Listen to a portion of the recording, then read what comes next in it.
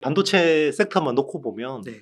올 상반기 이제 반도체 섹터를 주도한 거는 결국 그 메모리 사이클의 네. 반등 사이클과 그리고 이제 AI 혁명의 중첩이었거든요. 네. 이게 두 개의 요소가 상승 작용을 일으켰어요. 그래서 굉장히 급하게 좀 주가들이 올랐는데 AI 혁명에 대한 거는 의심의 여지가 없습니다. 지금도 굉장히 수요가 확실하고요. 네. 굉장히 지금 오히려 공급이 부족할 정도예요. 수요가 넘치고 공급이 부족하는데 메모리 반등 사이클이 생각보다 탄력이 떨어지는 것 같아요. 네. 그러니까 바닥은 찍었어요. 네. 그래서 재고가 줄어들고 있는 건 맞는데 막 가격이 급등하고 막 이런 모습은 아닌 거죠. 왜 그러냐면 일단은 이제 그 수요처에서 보면 이제 스마트폰하고 PC라는 이제 내구 소비재잖아요. 네. 근데 이제 사람들이 경기가 안 좋으니까 내구 소비재 구매를 좀 꺼리는 측면이 있는 것 같고요. 그리고 이제 서버 같은 경우도 HPC, 특히 AI 반도체 쪽의 어떤 수요는 굉장히 좋은데 일반 서버 있잖아요. 엔터프라이즈형. 그런 쪽은 굉장히 안 좋습니다. 네. 그러니까 기업들도 지금 주머니를 닫고 있다 보니까 지금은 AI 말고는 좀 확실한 수요가 거의 없는 상황이죠.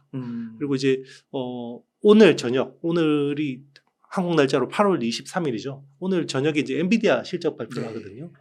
그리고 엔비디아 실적 발표가 어떻게 보면 향후 이제 AI 반도체 시장의 흐름에서 되게 중요한 기점이 될 것 같고요. 일단 숫자는 되게 잘 나올 것 같아요. 2분기 숫자는 되게 잘 나올 것 같은데 향후 가이던스에 대한 게 되게 중요하거든요. 네. 그러니까 3분기, 4분기가 어떻고 이제 수요가 어떻다, 내년 수요는 어떻다 이런 게 되게 중요한데 그거에 대한 이제 가이던스, 코멘트가 되게 중요할 것 같습니다. 그리고 이제 국내 시장에서 보면 국내 AI 반도체 쪽은 이제 HBM, 하이 밴드위스 메모리라는 이쪽이 이제 제일 중요하니까 한미 반도체 주가가 되게 중요할 것 같아요. 네.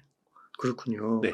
그러면은 AI 쪽 가이던스에 따라 좀 달라지긴 하겠지만 조금 우리가 중장기적으로 좀 멀리 본다고 한다면 뭐 AI 혁명 분야의 반도체나 메모리 쪽 구공정이라고 해야 될까요? 레거시 쪽? 네네. 그런 것도 계속 좋아질 거라고는 보세요? 일단 바닥은 찍었으니까요. 업황이 바닥은 찍었으니까 네. 하반기부터는 개선되는 모습을 보여줄 것 같아요. 근데 이제 우리가 당초 기대했던 것보다 좀 탄력이 떨어진다라는 부분이 좀 실망스러웠던 것 같고요. 네. 근데 이제 어쨌든 반도체는 방향성이 정해지면 이제 심플하거든요. 그리고 이제 올해는 AI 반도체가 모든 이슈를 다 테크 이슈를 다 선점을 했지만 내년에는 이제 모빌리티 혁명이라는 또 새로운 사이클이 일어나잖아요. 네. 이제 자동차의 컴퓨터화가 진행이 되기 때문에 AI 반도체와 AI 혁명과 모빌리티 혁명의 중첩, 그게 이제 내년에 저는 키워드라고 보고 있거든요. 네, 그래서 그게 어떻게 매끈하게 연결이 되느냐에 따라서 반도체 올 하반기, 내년 상반기까지 주가 흐름은 되게 중요할 것 같습니다. 그러면 단연 대장주는 네. 미국의 엔비디아. 네, 맞습니다. 라고 좀 볼 수 있을까요? 그렇죠. 우리 뭐 사실 AI 반도체로 하지만 AI 반도체가 만약에 100이라는 시장이라고 하면요. 올해 AI 반도체 시장이 한 300억 달러 정도 될 것 같습니다. 네. 추정치가. 그러면 그 중에 90%는 엔비디아예요. 90%요? 네. 엔비디아의 A100이라는 칩하고 H100이라는 칩이 90%고요. 네. 나머지 한 10%가 이제 AMD하고 기타 등등인데 그런 것들도 양산품은 아니고 거의 뭐 약간 연구소의 샘플용 뭐 이 정도라고 보셔야 되고요. 결국 이제 엔비디아가 제일 중요하고요. 엔비디아의 주가가 추세를 어떻게 그리느냐가 중요한 것 같고, 사실 그거하고 맞게 우리나라 반도체 관련주들도 되게 중요한데 그 중에서 특히 이제 한미 반도체라는 대장주가 어떤 흐름을 보이는지가 중요하죠. 네. 그러면은 엔비디아 주가를 상대적으로 굉장히 많이 올랐잖아요. 네네. 앞으로도 더 오를 수도 있는 가능성이 열려 있다고 보시나요? 네, 충분히 더 오를 수 있고요. 그런데 뭐 밸류에이션으로 싸다 이런 건 아니에요. 밸류에이션으로는 굉장히 부담스러운 구간은 맞아요. 네. 그런데 EPS 증가 속도 굉장히 좋아요. 2분기 지금 숫자가 이제 오늘 뭐 확인이 되겠지만 제일 중요한 건 데이터 센터 매출이거든요. 그러니까 데이터 센터 매출이라는 게 결국 AI용 서버예요. 그쪽 매출이 한 80억 달러 정도 보고 있거든요. 2분기에. 1분기가 한 45억 달러 정도 나왔어요. 그러면 거의 2배 가까이 올라가는 거죠. 그런데 이제 3분기가 데이터 센터 매출이 얼마나 될 거냐. 그러니까 지금 수요에 대한 걱정은 없어요. 네. 그럼 지금 이거에 대한 병목은 TSMC의 파운드리 캐파가 쇼티지라는 거고, 그리고 이게 전공정, 뭐 3단 공정 4나노, 5나노의 쇼티지가 아니라 어드밴스드 패키징, 이제 코어워스라고 하거든요. 네. 칩 온, 웨이퍼 온, 서브스트레이트로 가는 그 2.5D 구조의 그 패키징 공정이 절대적으로 부족해요. 네. 쇼티지예요. 그러니까 여기 쇼티지가 심각하니까 이제 삼성 쪽으로 기회가 오는 거죠. 그래서 삼성이 AMD 거 2.5D 구조로 턴키로 납품한다라는 뉴스가 나왔는데 이것도 좀 확인을 해봐야 되긴 하겠죠. 근데 기술이 워낙 어려우니까 삼성이 좀 잘 하면 좋겠는데요. 네. 네. 그러니까 엔비디아는 그럼 좀 조정을 받으면 네. 좀 매수를 해도 괜찮겠네요. 저는 내년 상반기까지는 크게 이렇게 기간 조정 받더라도 추세가 꺾일 것 같지는 않습니다. 그러니까 한 10몇 프로 최근 조정받는 것 같다가도 뭐 네. 하루에 뭐 몇 프로씩 또 다시 올라가더라고요. 그렇죠. 그만큼 이게 확실한 수요고 이게 그 예정된 미래에 대해서는 우리 2차전지 보셨겠지만 높은 멀티플을 주거든요. 시장에. 네. 그리고 워낙 또 쏠림 현상도 심하고요. 그러다 보니까 엔비디아는 높은 멀티플에도 불구하고 주가는 꺾일 것 같지 않다 이런 생각입니다. 그 AI 혁명이라는 주제랑 엮이는 거는 이해가 되는데 모빌리티 혁명이라고 엮이는 것도 이게 차량에 인공지능 같은 게 들어가서 그런 걸까요? 네, 맞습니다. 사실 테슬라가 대표적이고요. 네. 테슬라의 도조 시스템이라는 게 결국은 AI거든요.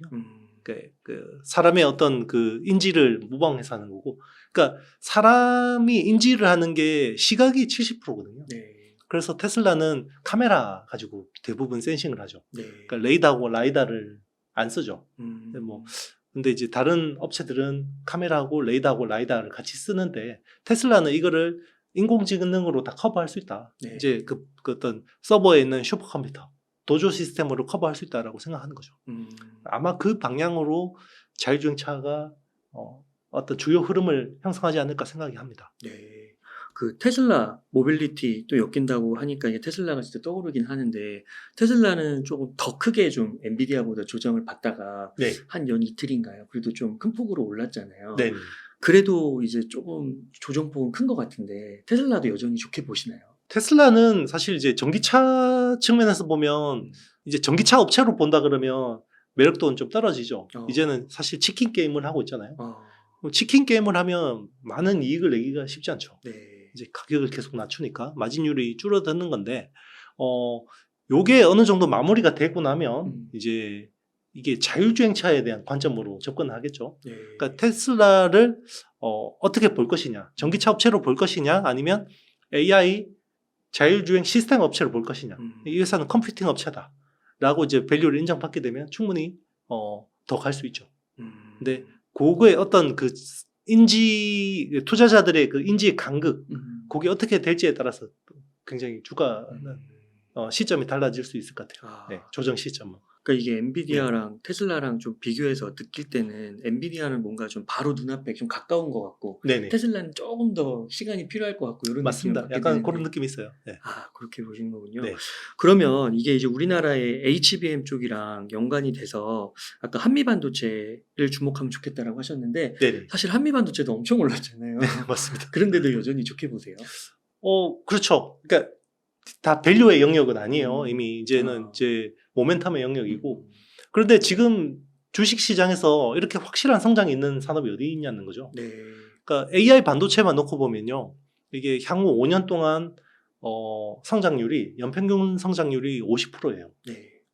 그러니까 지금 올해가 300억 달러잖아요. 그럼 연평균 성장하면 5년 뒤에는 1,500억 달러가 넘어요, 시장이. 5년 동안 50%예요? 네. 와. 매년. 그러면 이게 1,500억 달러면요. 디램하고 낸드를 합친 시장이 새로 생기는 거예요. 그 정도예요. 네.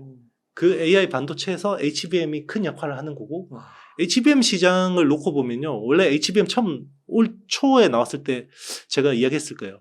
이거 아마 추정치 계속 상향 조정될 거다라고 말씀드렸었고 실제로 그렇게 되고 있죠. 처음에는 연평균 성장률이 5년 동안 40% 정도로 추정을 했었어요. 더 높아졌네요. 네. 그러다가 60%대로 높여졌다가 그 CTE에서 나온 보고서에서 89%까지 이야기를 했었다가 최근은 100% 넘게. 네. 그러면 5년 동안 100%면 매년 2배 성장하는데 얼마나 시장이 커지겠어요. 그러니까요. 네. 그렇군요. 와, 이거 네. 50%면은 전기차보다 더 큰 거 아니에요? 그렇죠. 와, 네. 성장률로 보면 그렇죠. 그렇군요. 네. 그러면 이 HBM 쪽에서 네. 우리나라에서 좀 대장주 네. 아니면 탑픽이라고 좀 네. 꼽을 수 있으면 몇 개 기업 정도 소개시켜 줄 수 있나요? 그러니까 확실한 수혜 업체는 두 개예요. 네. SK 하이닉스랑 어. 한미반도체예요. 아, 그러니까 여기는 확실한 수혜 업체고요. 네. 이제 간접적으로 수혜 보는 회사들은 꽤 있죠. 근데 이제 사실은 AI 반도체의 흐름에서 제일 중요한 회사는 SK 하이닉스하고 한미반도체예요. 그러니까 왜 그러냐면 엔비디아의 AI 반도체에 기본적으로 들어가는 HBM을 SK 하이닉스가 독점하고 있어요. 네. 그게 HBM3라는 4세대 제품이고요.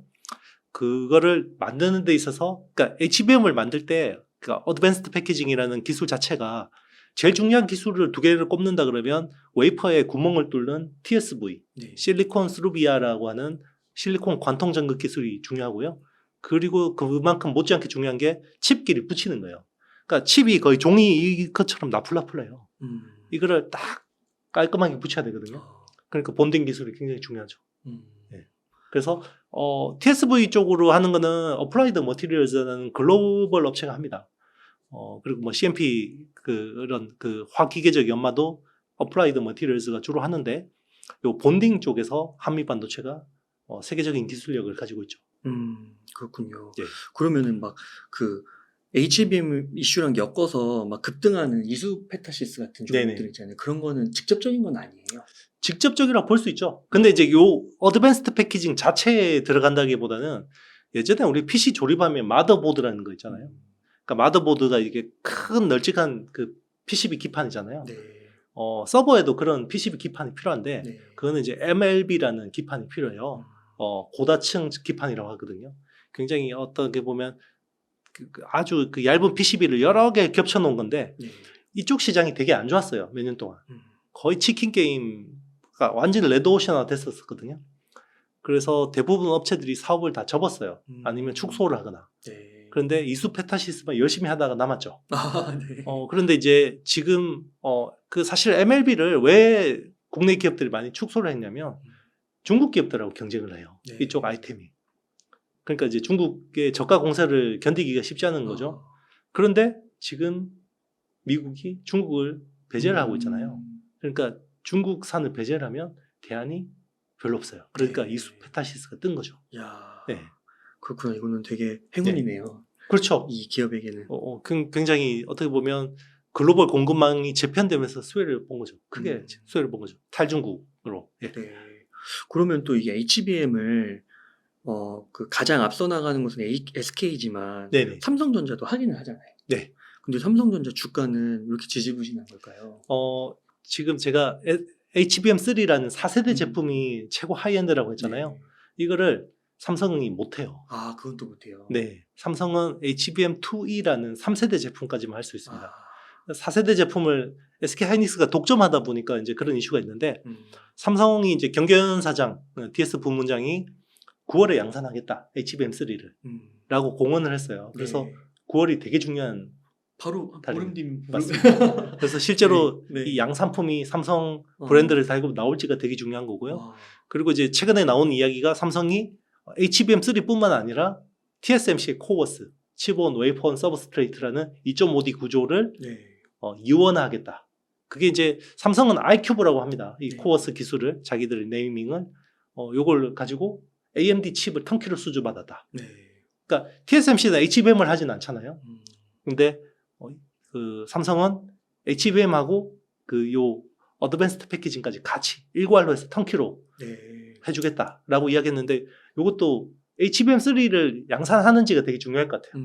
근데 HBM3도 양산 못하는데 iCube를 어떻게 양산을 하겠냐라는 거겠죠. 네. 근데 이거 진짜 9월에 네. 나오는 건가요?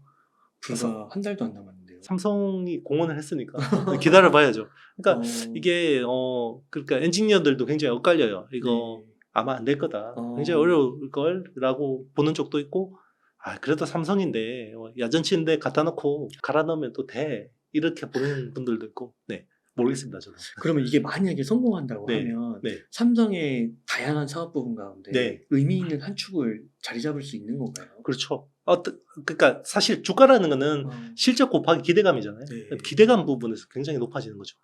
그래서 그렇군요. 아마 주가는 좀 긍정적으로 반응하지 않을까 생각합니다. 그렇군요.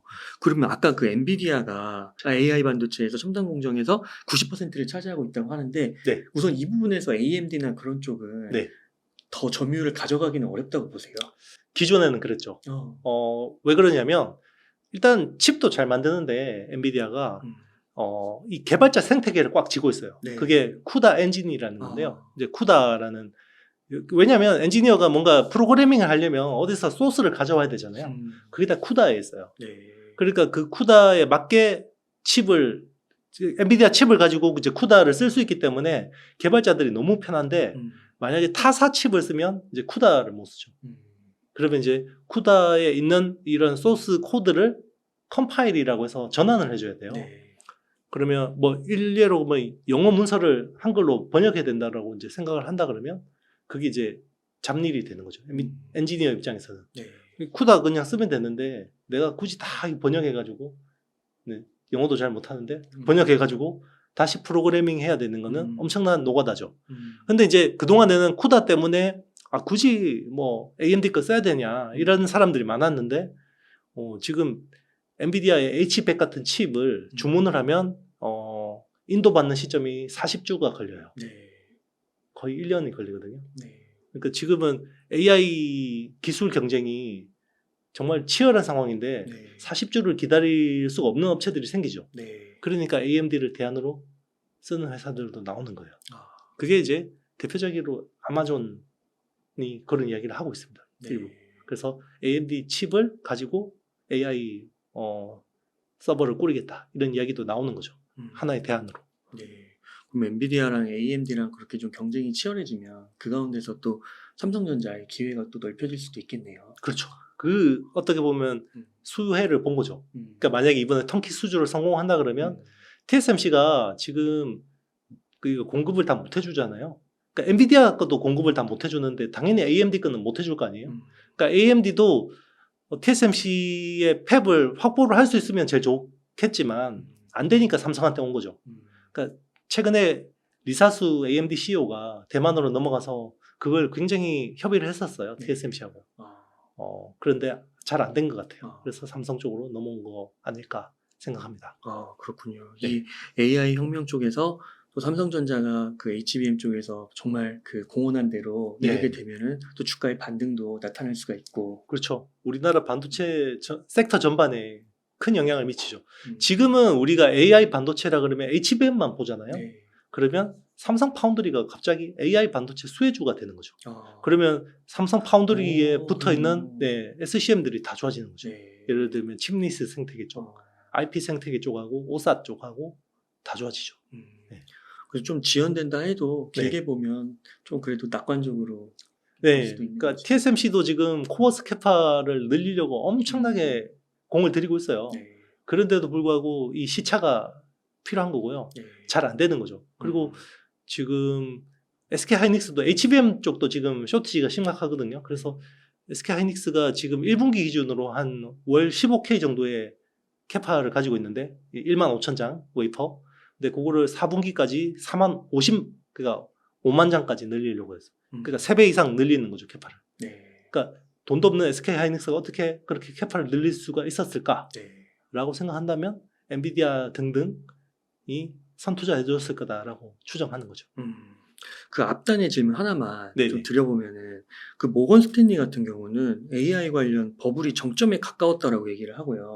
또 다른 증권 리포트를 보니까 거기는 아직도 수요가 넘친다. 막 그렇게 이야기를 하더라고요. 그거 두 개가 이렇게 좀 대치되는 면이 있는데 이현수 대표님은 이제 후자로 좀 보시는 건가요? 그렇죠. 지금은 빅테크 업체들이 자사의 AI를 고도화를 하지 않으면 향후 10년 사이클을 놓치게 되는 거예요. 그러니까 우리 지난 10년간의 어떤 모바일 혁명을 봤잖아요. 거기서 탑3 안에 들어가지 못하면 빅테크는 의미가 없어요. 근데 AI도 마찬가지거든요. 지금은 AI 업체들이 난립을 하죠. 근데 결국 제일 좋은 거 3개만 살아남을 거거든요. 옛날 우리 검색 엔진도 그랬었잖아요. 굉장히 많은 검색 엔진들이 있다가 결국은 구글과 기타 등등 정도였잖아요. 그러면 AI도 처음에는 막 여러 개 써보겠죠. 근데 결국 제일 좋은 거 하나 쓸 거거든요, 사람들은. 네. 아마 그렇게 될 거예요. 네. 네. 그러니까 이게 보니까 증권사 리포트들 보면은 네. 테슬라에 대해서는 좀 박한 것 같기도 하고요. 네. 그러면서 테슬라 주가 또 잘 올라가기도 하고 네. 약간 그런 게 느껴지는 것 같긴 하더라고요. 어떻게 보세요? 맞나요? 이런 느낌? 그러니까 이제 사실은 AI 업체로서 보면 테슬라가 세계적인 수준의 업체인 건 맞아요. 네. 근데 이제 전기차 업체로 보면 약간 밸류가 과도하다고 보이는 거죠. 관점은 어디다 두느냐에 맞습니다. 따라. 그래서 이거를 그러면 실제로 테슬라가 이야기한 도조 시스템 그리고 이제 그 AI 플랫폼과 그리고 이제 AI가 바디를 구성하는 때가 오잖아요. 네. 결국 서비스를 붙이고 바디를 구성하는 데 있어서 제일 큰 역할을 할 회사가 누구냐?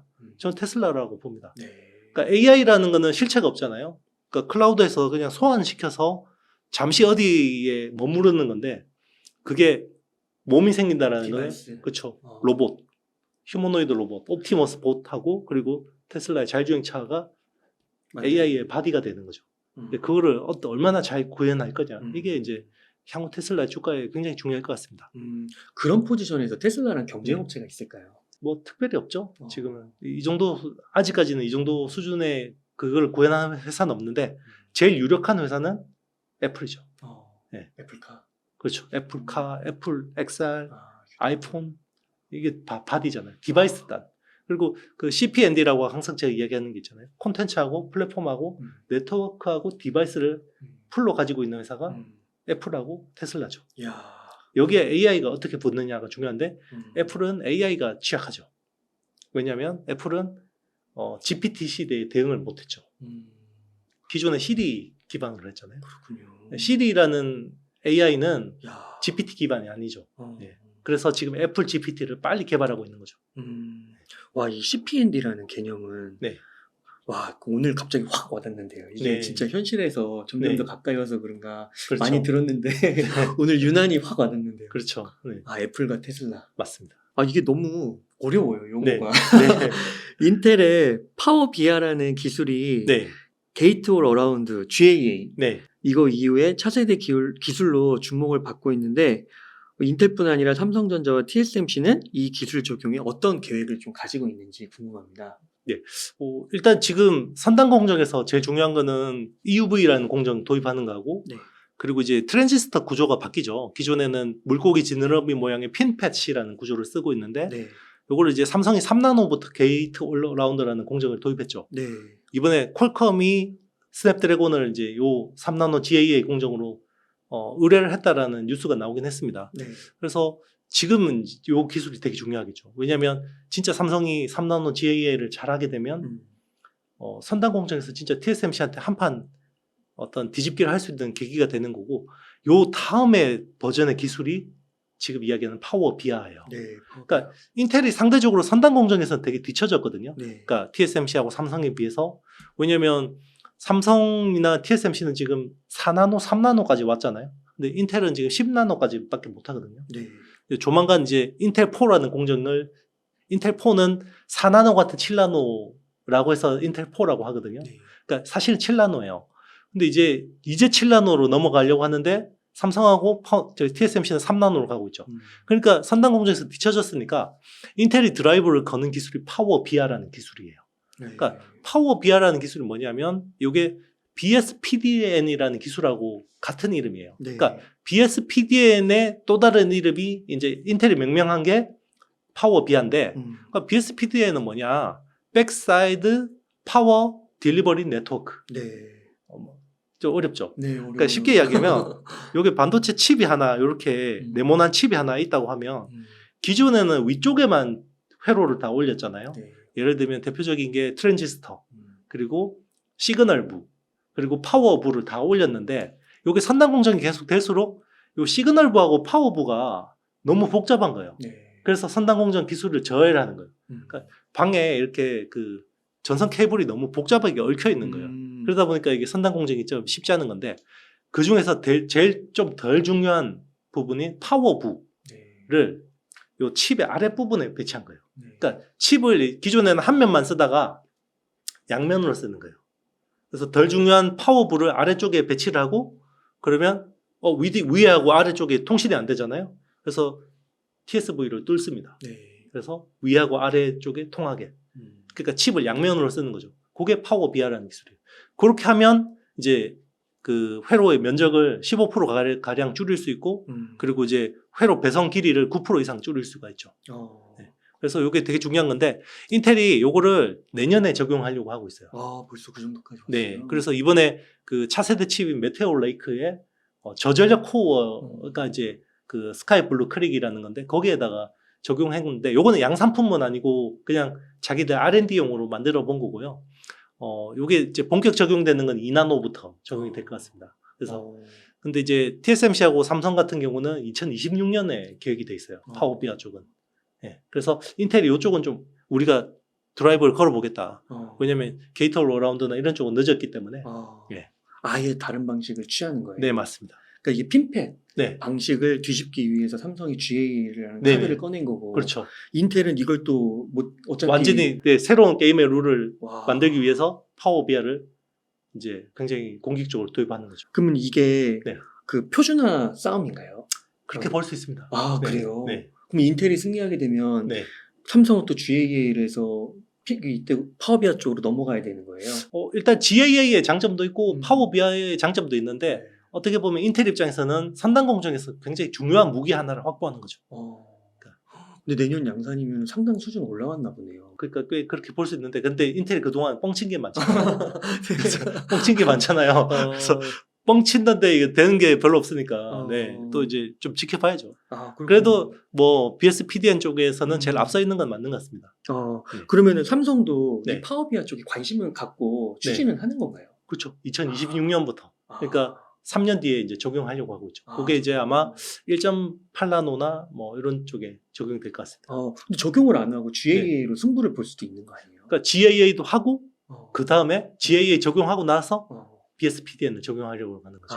이게 그 파워 BI 기술이 네. GAA보다는 더 첨단 기술이라고는 볼 수 있는 거예요. 그러니까 이제 그 GAA도 어려운데 GAA를 바꾸는데 파워 BI까지 같이 바꾸면 수율이 엄청 떨어질 거 아니에요. 그러니까 GAA 먼저 적용하고 수율 잡고 이게 안정화되면 그 다음에 BSPDN 기술을 적용하겠다라는 거죠. 삼성은. 그러니까 더 고난이도 기술은 맞는 거예요. 맞습니다. 그러니까 이게 이제 어쨌든 장점이 굉장히 많은 기술인데 굉장히 손이 많이 가죠. 네. 그 구멍 뚫어가지고 양면으로 연결하는 거니까 얼마나 반도체 만들기 어렵겠어요. 네. 와, 그러면은 이게 그렇게 벌써 또 삼성이 2026년 이렇게 얘기할 정도면은 실현 가능성이 좀 있다고 보이는데. 그렇죠. 지금 뭐 학술 세미나 같은데 뭐 이런 그런 쪽에서는 굉장히 많은 논문들이 나오고 있어요. 그 삼성도 BSPDN 쪽은 굉장히 많이 노력하고 있어요. 그러니까 GAA 같은 경우도 뭐 작년 하반기에 적용됐지만 이 관련된 논문이나 어떤 기술 세미나에서 나온 거는 뭐 그전 한 6, 7년 전부터 나왔었거든요. 이야기는. 그러면은 이 파워 BI, BSPDN 기술이 이제 좀 더 이렇게 퍼지게 되면은 좀 수혜를 얻는 기업은 무엇이 있을까요? 이게 놀랍게도 어드밴스드 패키징 관련 업체들이 수혜를 봐요. 그러니까 반도체 웨이퍼에다가 구멍 뚫는다고 했잖아요. 그럼 TSV죠. 그리고 칩을 또 얇게 갈아야겠죠. 그리고 거기 그 구멍에다 구리를 채워서 또 CMP 가공을 해야 되죠. 그러면 기존의 어드밴스드 패키징 업체가 그대로 수혜를 보는 거예요. 그래요? 그러면 이제 또 한미반도체 EO 테크닉스. 그리고 CMP 쪽에서는 이제 어플라이드 머티리얼스. 이런 회사들이 수혜를 보는데 국내 업체들은 사실 실질적인 수혜는 없어요. 그런데 아마 관련주로 해서 엮여서 갈 가능성이 높은데 그런 회사 중에 하나가 이제 CMP 장비를 하는 K시텍. 그리고 요 K시텍이 장비를 하고 또 소재도 합니다. CMP 슬러리라는 일종의 치약 같은 거거든요. 액체에다가 알갱이 작은 거 해서 이렇게 싹 문지르는 건데 그 CMP 슬러리 하는 회사는 솔브레인, 동진 세미캠 뭐 이런 회사들이 있습니다. 그렇군요. 저는 이 파워 BI 기술에 대해서 오늘 처음 들었거든요. 이영수 대표님 통해서 이 수혜주 많이 좀 공부를 해봐야겠다. 그러면 또 먼저 선진입도 할 수 있으니까요. 그렇죠. 우리 얼마 전에 하이브리드 본딩 막 이야기 엄청 그래서 하이브리드 본딩 관련 수혜주들 막 올랐잖아요. 하이브리드 본딩 적용되는 시점이 2026년이에요. 그러니까 우리 시장 그만큼 빨리 땡겨서. 그러네요. 3년이면 빨리 땡겨서. 그래서 BSPDN 기술도 언제 부각될 수 있는 거죠. 언제든지. 네. 아, 그렇군요. 그다음에 또 하나의 이슈 질문을 좀 드리겠습니다. 네. 그 ARM이 네. 이게 그 몇 달 전만 해도 삼성이 뭐 인수한다, 네네. 뭐 소프트뱅크가 판다, 뭐 이런 네네. 얘기 있었던 것 같은데 그렇죠. 나스닥 상장을 한다고 하더라고요. 네네. 이건 어떤 이슈로 보시나요? 그러니까 이게 매각을 하려고 저기 소프트뱅크에서 지금 소프트뱅크가 대주주잖아요. 네. 그러니까 소프트뱅크가 75% 지분 가지고 있고 손정희 회장이 만든 비전 펀드가 25% 가지고 있는데 네. 요걸 이제 지금 그 소프트뱅크도 그렇고 비전 펀드도 그렇고 지금 현금이 되게 부족하거든요. 네. 그래서 암의 지분을 팔려고 했는데 네. 이게 쉽지가 않은 거예요. 왜냐하면 암이 매력이 없어서가 아니라 독점 사업자라서. 독점이라서. 네. 그러니까 이게 전 세계에 승인받기가 쉽지 않은 거예요. 사실은 퀄컴도 암 인수하려고 계약금까지 줬다가 승인 못 받아서 계약금 떼였고요. 그리고 엔비디아도 맞아요, 인수하려고 엔비디아. 네 하다가 계약금 떼였거든요. 그러니까 그거는 뭐 소프트뱅크가 나빠서 그런 게 아니라 글로벌 당국에서 각국 당국에서 승인을 안 해준 거예요. 근데 그거 떼인 거 왜 돌려주지 않는 거예요? 안 주죠. 계약금이니까. 그래요? 네. 그러니까 이제 네. 그런 이슈들이 있었는데 네. 똑같아요. 그러다 보니까 이제 도저히 안 되니까 이제 상장으로 선회한 거고 그래서 나스닥에 상장을 할 것 같습니다. 그래서 여기 지분을 삼성이 일부 들어갈 수도 있을 것 같아요. 네, 뭐 어떤 그 프리 IPO에서 뭐 좀 들어갈 수도 있는데 좀 지켜봐야 되겠죠. 아, 그렇군요. 네. 그러면은 이 ARM이 지금 독점을 하고 있는데요. 네. 이 독점적 지위는 네. 뭐 상장을 만약에 한다 네. 봤을 때 계속 유지가 될 수 있다고 보시나요? 그렇죠. 지금 그러니까 우리 그 저전력 설계 쪽 칩은 ARM의 아키텍처를 쓰지 않을 수가 없습니다. 그래서 사실 실제로 미국이 ARM에다가 압박을 가해서 중국한테 그 아키텍처 제공 못하도록 한 적이 있었잖아요. 네. 그래서 ARM 차이나, 그러니까 ARM의 중국 지사가 반란을 일으켰죠. 중국 정부가 이제 이렇게 사주를 해서. 그래요? 네. 그런 이 사건이 있었거든요. 그래서 어떻게 됐어요? 그래서 미국이 보복을 한 거죠. 그래서 선단공정 그걸 보복을 한 거죠. 그래서 그만큼 중요한 거거든요. 근데 이제 당분간은 ARM의 아키텍처를 위협할 만한 건 없는데요. 유일한 게 있어요. 그게 리스크5라는 기술이에요. 그러니까 RISC5라는 기술이고 네. 요거는 이제 사이5라는 회사가 개발한 기술인데 일종의 약간 리눅스처럼 오픈 플랫폼이라고 생각하면 됩니다. 그러니까 네. ARM 아키텍처를 대체할 수 있는 기술인데 약간 오픈 소스처럼 쓰이는 건데 요거를 사실 사이5라는 회사의 지분을 SK 하이닉스가 꽤 가지고 있어요. 아, 그래요? 네. 한 9% 정도 가지고 있어요. 이야, 대단해요. 그리고 중국도 리스크5 쪽으로 되게 관심이 많아요. 왜냐하면 ARM의 이거 무기화 전략을 겪었기 때문에 리스크5 쪽으로 되게 하고 싶어 하고 그리고 리스크5를 또 약간 드라이브를 거는 사람이 있어요. 반도체 설계 쪽에서 거의 최고 권위자인 짐 켈러. 네. 텐스토렌트라는 회사의 대표이사인데 네. 이분은 쟁쟁해요. 이게 레퍼런스가. 애플의 A 바이오닉 칩 있죠. 네. 애플의 AP 설계했고요. 그리고 AMD의 젠 아키텍처 있죠. 멀티코어를 설계한 사람이에요. 멀티코어라는 컨셉을 만든 사람이고요. 그리고 AMD가 망할 뻔했는데 살려놓은 사람이에요. 그 젠4 아키텍처를 만들었고요. 그리고 테슬라 풀 셀프 드라이빙 칩 설계한 사람이고요. 아, 진짜? 한 사람이 더 있어. 한 사람. 그리고 인텔의 지금 그 사파이어 레피드 같은 이런 구조, 칩넷 구조. 야. 그리고 조만간 나올 에로 레이크를 설계했던 사람입니다. 와. 그러니까 이 사람이 지나가면 괴물 같은 반도체가 퉁퉁퉁 나와요. 네. 그 사람이 짐 켈러인데 짐 켈러가 리스크5에 되게 관심 많아요. 아, 그렇군요. 네. 이 리스크5라는 대안 기술에 대해서 네네. ARM의 독점을 막기 위한 그것도 있고 약간 그 엔지니어들은 기본적으로 어디가 독점적인 걸 되게 싫어요. 뭔가 약간 아나키스트적인 성향들이 있거든요. 성향들이 있어서 약간 싫어하는. 근데 짐 켈러가 요즘에 우리 국내 기업들하고 굉장히 많은 협력을 하고 있어요. 그래요? 네. 사실은 삼성도 이 사람 영입하고 싶어서 엄청 공을 들였거든요. 이거 삼성뿐만 아니라 전 세계 테크 업체들이 짐 켈러 영입하려고 장난이 아니에요. 그래요? 네. 그럼 일부는 애플에 있다가 네. AMD 있다가 테슬라 있다가 이렇게 왔다 갔다 하시는 네, 거예요? 인텔에 있다가 꼭 한 2, 3년씩 일하는데 이거 거기서 재밌겠네 한번 하시고. 네, 그런 분이에요. 야, 네. 그렇구나. 와, 그래서 ARM이 또 이렇게 나스닥에도 상장을 하면은 전 세계에 관심이 또 몰릴 것 같은데요. 그렇죠. 그 이제 사실 암의 어떤 지배력에는 우리 기업들의 그 어떤 그게 없잖아요. 근데 사실은 사이5의 공동 창업자 중에 한국 사람이 계세요. 그래요, 또. 네. 지금 국내 그 삼성의 디자인 솔루션 파트너 하는 회사 중에 하나가 세미5라는 회사가 있거든요. 왠지 비슷하지 않아요? 사이5, 네. 세미5. 그래요. 네. 세미5의 대표이사가 아마 사이5 창립 멤버실 거예요, 아마. 네. 네. 이런 정보들은 도대체 어떻게 하시는 거예요? 그냥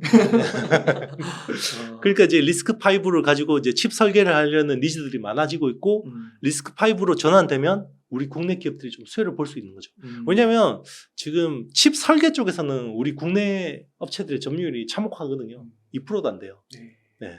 근데 이 ARM이 저전력 반도체 쪽이잖아요. 네네. 근데 이게 아직도 미래도 유망한가요? 유망하죠. 근데 사실은 그 ARM의 아키텍처를 가지고 설계를 안 할 수가 없어요. 그러니까 그 X86 계열. 그러니까 지금 AI 서버랑 PC 쪽. 그러니까 유선으로 쓰는 디바이스는 X86 아키텍처를 아직 쓰는데 배터리를 쓰는 모든 디바이스는 ARM 아키텍처. 그렇죠. 배터리를 쓰면 전력이 쓰면 안 되니까. 그렇죠. 그러니까 자율주행차용 칩도 다 ARM 아키텍처 기반이에요. 그렇군요. 네. 그래서 ARM 그리고 이거에 또 대한기술의 상당 부분의 지분을 갖고 있는 SK하이닉스. 이런 쪽에 또 투자의 기회를 미리미리 공부해보고 발견해도 되게 재밌겠네요. 그렇죠. 그리고 짐 켈러의 텐스토렌트라는 회사가 최근에 1억 달러를 펀딩을 했어요.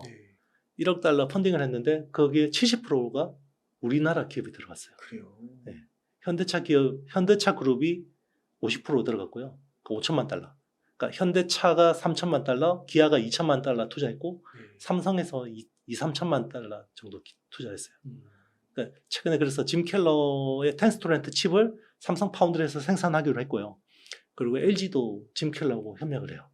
LG의 차세대 AI 반도체인 알파10이라는 칩에 짐 켈러의 텐스토렌트 기술이 꽤 들어갈 것 같습니다. 네.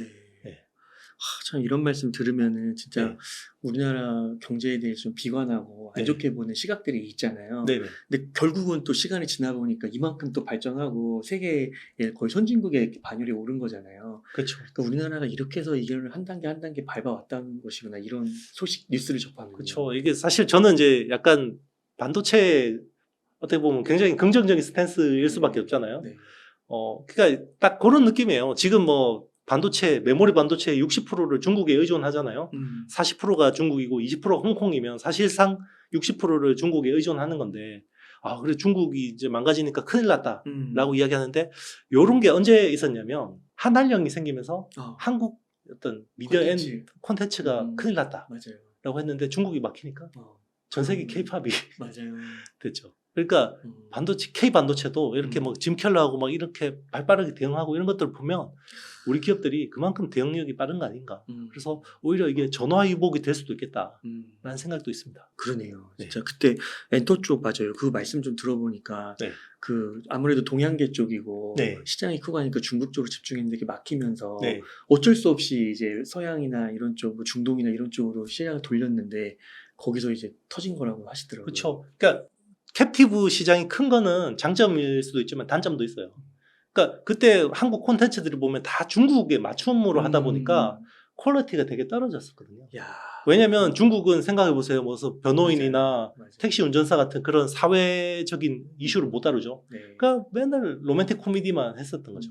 그리고 중국 사람이 좋아하는 스타들 써가지고 하니까 그냥 그저 그런 작품들만 나왔는데 이게 전 세계 시장에 진출하려고 하다 보니까 소재의 다양화, 주제의 다양화, 그리고 배우에 대해서도 굉장히 어떤 캐릭터 있는 배우들을 쓰게 된 거고 똑같은 거예요. 지금 메모리를 보면 중국 쪽에 다 포커스를 맞춰서 기술 개발하다가 이게 이제 중국 말고 새로운 대안을 찾아야 되다 보니까 여러 가지 혁신들을 시도하게 되는 거죠. 반도체 쪽에서도.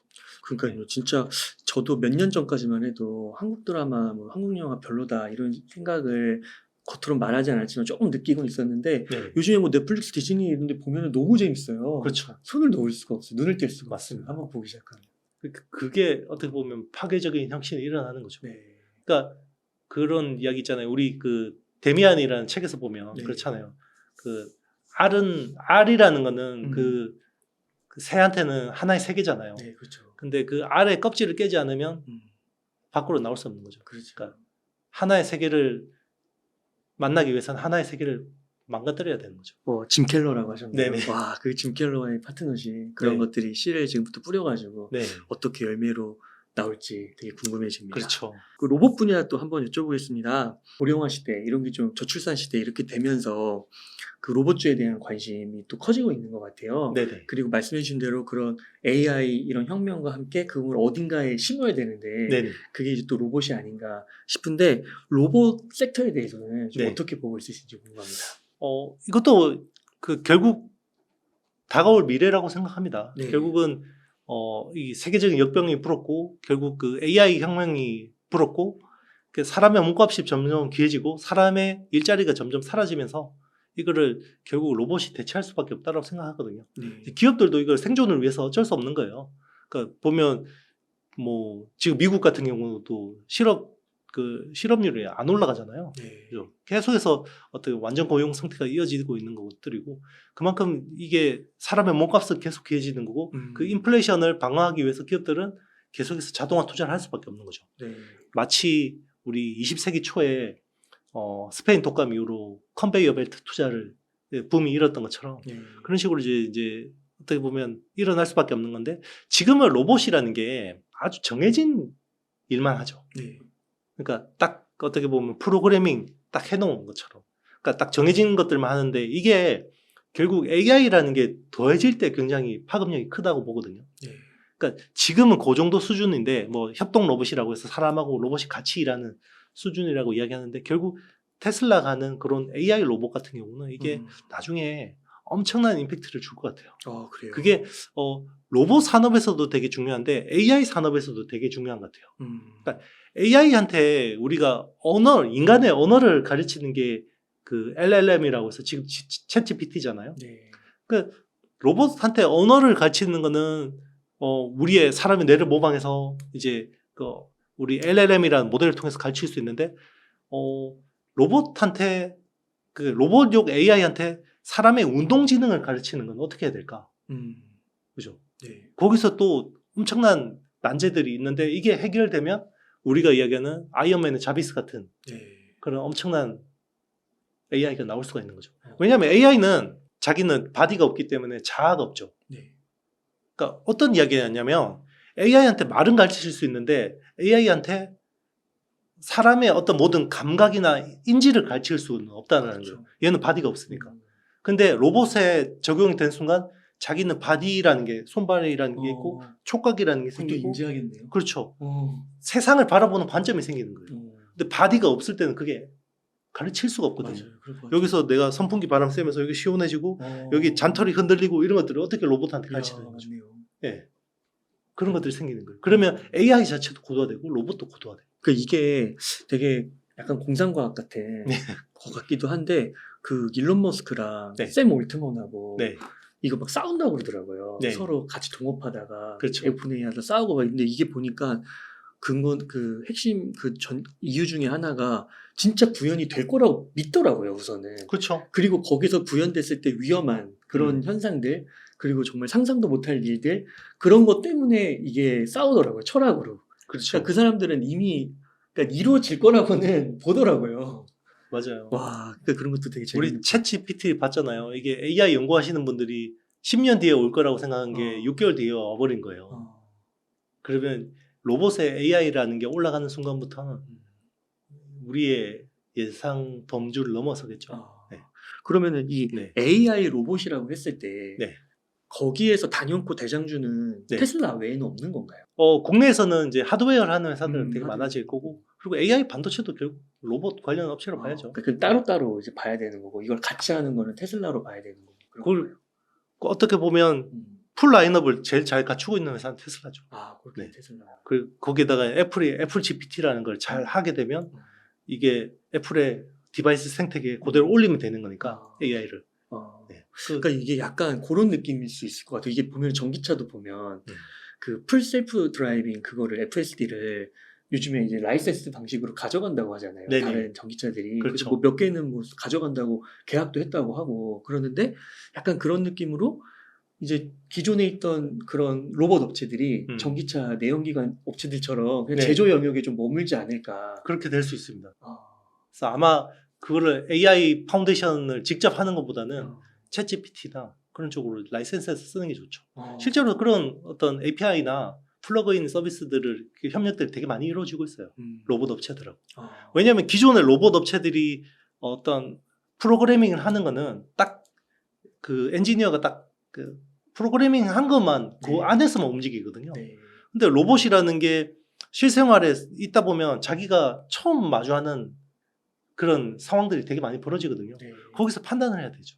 그거는 결국 AI가 해결할 수밖에 없는 거죠. 와, 그러니까 이게 테슬라를 좀 비판하는 시각들이 불과 한 6개월, 1년 전만 해도 너무 많은 걸 하니까요. 그렇죠. 주가 부양을 위한 그리고 말로만 하는 거 아니냐. 그렇죠. 약간 한 곳에 집중해야 되는 거 아니냐. 이런 얘기를 하다가 점점 시간이 지나면서는 뭔가 이게 진짜 연결되는 것 같고 엄청난 큰 그림이 있었던 것 같고. 맞아요. 그러니까 돼지의 뇌에다가 반도체 심는다고 그 수많은 돼지들을 죽이더니 지금 뭐 하는 거냐라고 했는데 그 뉴럴링크라는 게 결국 이 AI. 그것도 임상 들어갔다고 하더라고요. 그렇죠. 그러니까 사람의 생각을 그대로 반도체가 인지를 해서 작동을 시키는 게 제일 좋은 거죠. 그리고 우리 영화에서 보는 사이보그가 되는 거죠. 그거는 좀 이거 극단적인 표현이긴 한데 그 일론 머스크는 희대의 사기꾼이다.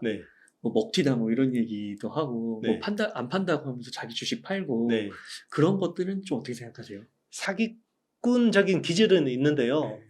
사기꾼이라고 보기에는 이런 것들이 너무 많죠. 생각해보세요. 이번에 러시아 우크라이나 전쟁에서 스타링크가 없었다고 하면 맞아요. 인류의 역사가 바뀌었을 거예요. 아마 러시아가 점령하지 않았을까요? 일주일 안에. 근데 그게 와이파이 밑에서 전쟁할 수 있는 시대를 만든 게 일론이 아니었으면 누가 했을까요? 맞아요. 그러면 그 국내에서 로봇 관련해서 조금 탑픽이라고 할까요? 그런 기업은 뭐가 있을까요? 어쨌든 시장에서 인정하는 거는 결국 레인보우 로보틱스죠. 삼성이 이제 지분 투자도 했고 그리고 시장에서 대장주로 인정을 받고 있죠. 그 밸류는 말도 안 되는 거지만. 그러면 로봇에 대한 이제 또 한 번에 이렇게 바람이 불고 이슈성이 될 때마다 레인보우 로보틱스는 조금 눈여겨봐야겠네요. 그렇죠. 레인보우 로보틱스, 로보티즈, 뭐 뉴로메카, 뭐 이런 회사들은 계속해서. 그 뉴로메카는 그래도 실적이 찍히지 않나요? 그렇죠. 그런데 대장은 로봇 SPG도 실적은 찍히는데 대장주는 아니잖아요. 감속기를 하니까. 그러니까 이제 시장에서 인정하는 거랑 이제 실제로 돈을 버는 건 또 다른 이야기죠. 그러면 그 실적이 앞으로도 좀 늘어날 거라고 보세요? 계속 늘어날 수밖에 없죠. 이제 협동 로봇들이 점점 이제 시장이 급성장하고 있는 거고, 그리고 사실 자율주행차도 로봇이에요. 인지 판단 제어라는 그 어떤 그 구조 안에서 움직이는 거잖아요. UAM도 로봇이죠. 어반 에어 모빌리티. 그 다음에 또 뉴스에 나오는 게 그 두산 로보틱스가 그 코스피 일성을 눈앞에 두고 있다. 근데 이 두산 로보틱스의 기술력이 상당하다고 그러더라고요. 괜찮다고 보시나요? 그러니까 이제 기존의 중공업 큰 중장비 관련된 사업을 하는 회사들 입장에서는 다 그런 로봇 기술을 가지고 있을 수밖에 없어요. 뭐 현대차도 가면 자동차 공장에 다 큰 어떤 그 산업용 로봇들이 다 이미 제조하고 있었던 것들이고, 예전에는 다만 그런 것에 대해서 어떤 빅데이터를 취합하고 이거를 고도화할 생각을 안 하고 있었던 거죠. 그냥 창고에 데이터를 쌓아놓고 있었는데 이거를 이제는 계속해서 실시간으로 데이터를 취합하고 계속해서 이거를 시스템을 개선할 수 있는 환경이 조성된 거죠. 그 가장 큰 이유는 컴퓨팅 파워가 굉장히 좋아진 거죠. 컴퓨팅 파워와 빅데이터와 모델, 이 세 가지가 제일 중요한데 그동안 이렇게 고도화되지 못했던 거는 컴퓨팅 파워가 못 따라왔어요. 그래서 AI에서 암흑기가 있었던 건데 이제는 그게 상당 부분 해결이 된 거죠. 두산 로보틱스도 상당한 경쟁력이 있죠. 사실은 그 단순히 어떤 그 로봇 기술에 집중하는 것도 있지만 어떤 그 산업 현장에서 제조에 대한 그 정도 빅데이터를 가지고 있는 회사가 많지 않을 거예요. 그걸 가지고 또 적용해본 회사. 그 이영수 대표님 그 ITA신 채널에 가면 반도체, AI, 로봇 이런 것들을 계속 올려주시잖아요. 이 세 개 섹터 외에 또 이렇게 미래의 성장성을 높게 보시는 그런 섹터가 좀 있으신가요? 지금은 사실은 지금 상황에서 보면 AI 쪽 섹터 말고는 뭐 딱히 없는데 조만간 이제 다가올 부분들이 이제 자율주행차하고 로봇하고 그리고 UAM하고 그리고 이제 6G 통신이죠. 네, 저궤도 위성, 우주항공. 이게 사실 뭐 저궤도 위성 그 우주항공 기술이잖아요. 그리고 그게 방산 기술이기도 하고 네, 그런 쪽으로 계속해서 보고 있죠. 근데 그런 것들은 조금 이제 뒤에 봐도 되는 거고 지금 제일 어떻게 보면 시급하고 급속하게 혁신이 일어나는 건 AI 쪽이니까 AI를 열심히 보고 있죠. 네. 쌀이잖아요. 아무 안 들어간 데가 없죠. 그렇죠. 제가 AI 공부를 이렇게 많이 하게 될 줄 몰랐어요. 반도체 때문에. 네. 근데 AI를 모르면 지금 반도체를 이해할 수가 없어요. 네. 그러면 형 대표님 지금 한 1억 정도 여유 자금이 있으시면은 어떻게 투자 전략을 세우시겠나요? 저는 뭐 지금 반도체 종목들이 굉장히 예쁘게 조정을 받았기 때문에 올 하반기 내년 상반기까지 열심히 반도체 종목들을 투자할 것 같아요. 네. 네. 물론 분할 매수해서. 몇 퍼센트 정도 투자하시는 거예요? 저는 지금은 그냥 1억 다 반도체 살 것 같은데요. 그래요? 네. 와. 왜냐면 그동안은 좋았는데 밸류에이션이 너무 부담스러웠어요. 그래서 제가 막 한창 반도체 좋을 때는 제가 여기저기 나오니까 단기 고점인 것 같습니다라고 이야기했었잖아요. 기억나시죠? 네. 그래서 그때는 어떤 뭐 반도체를 좋게 보지만 매수하기에는 좀 부담스럽다라는 관점이었고 지금은 오히려 반대죠. 네. 그리고 최근에 제 인기가 점점 떨어지고 있잖아요. 그러신가요? 네. 조회수가 점점 떨어지고 있잖아요. 저는 못 느끼겠는데. 조회수가 떨어지고 있기 때문에 네. 제 조회수가 떨어지고 댓글이 흉흉할 때는 매집하면 좋습니다. 그러면 여기서 한 가지 좀 더 팁을 좀 주시면 좋은 게 1억을 분할 매수해요. 네네. 그럼 어떻게 예를 들면 몇 개 방법이 있을 것 같아요. 저는 사실 가을에 좀 반등이 세게 날 거라고 보고 있거든요. 그래서 만약에 제가 1억이라는 금액을 한다 그러면 한두 달 안에 살 것 같아요. 분할 매수해서. 한두 달? 네. 그럼 60일. 네. 만약 60일이라고 하면 1억을 60일로 나눠서 매일 사는 건가요, 그냥? 뭐 주가 거래일로 보면 한 40일 동안 40일. 나눠서 근데 뭐 매일 250만 원치 사진 않을 것 같고 어떤 날은 1000만 원 사고 어떤 날은 100만 원 사고 파란 날만 많이 사겠죠. 근데 40일 동안 매일 사는 건 맞는 거죠? 거의 매일 사야죠. 그러니까 이게 어느 날 하루 확 사고 또 지나서 몇 프로 떨어지면 확 사고 시장이 그날 뭐 코스닥이 3% 빠지는 그런 날은 많이 사겠죠. 네. 근데 또 막 2% 3% 급등하는 날은 안 사겠죠. 그러시군요. 네. 그러니까 기본적으로는 그렇게 날을 나눠서 이제 사신다. 그렇죠. 감사합니다.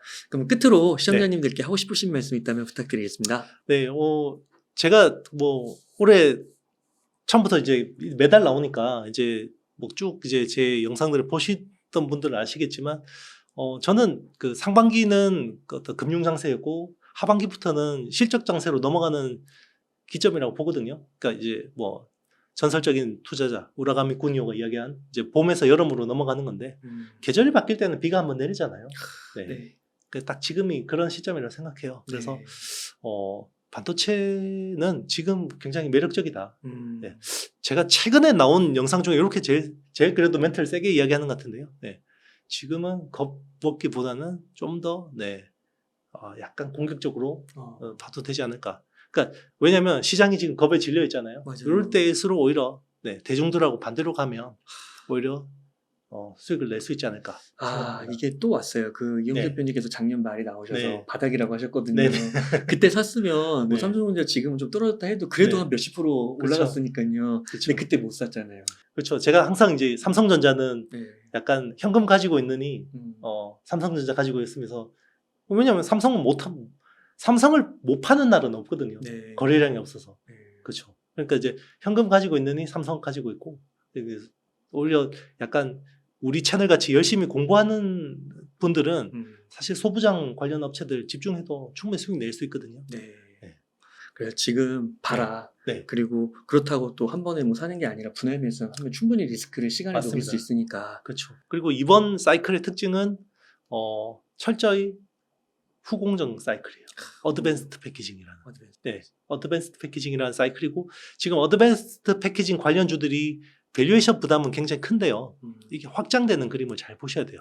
그래서 이게 AI 반도체 수혜가 삼성 파운드리 쪽으로 갈 수 있을지가 되게 중요한 포인트인 것 같고요. 그렇게 되면 AI 반도체의 수혜가 HBM에서 삼성전자 파운드리 관련주 쪽으로 확장이 될 수가 있어요. 네. 네, 그런 것들을 잘 눈여겨보시면 좋을 것 같고 또 더 자세한 내용은 다음 달에 또 나와서 한 번에 다 풀면 안 되니까. 네.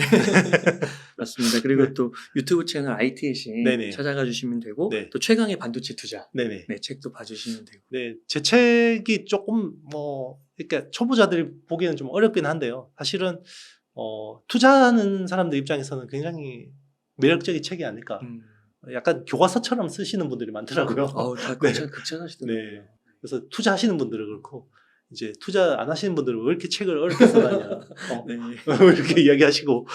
그렇게 네. 해서 공부하시면 좋을 네. 것 같습니다. 이렇게 해서 IT의 신의 이영수 대표님을 모시고 이야기를 나눠봤습니다. 긴 시간 동안 유익한 인사이트 많이 나누셔서 감사의 말씀드립니다. 오늘 고생 많으셨습니다. 네, 감사합니다.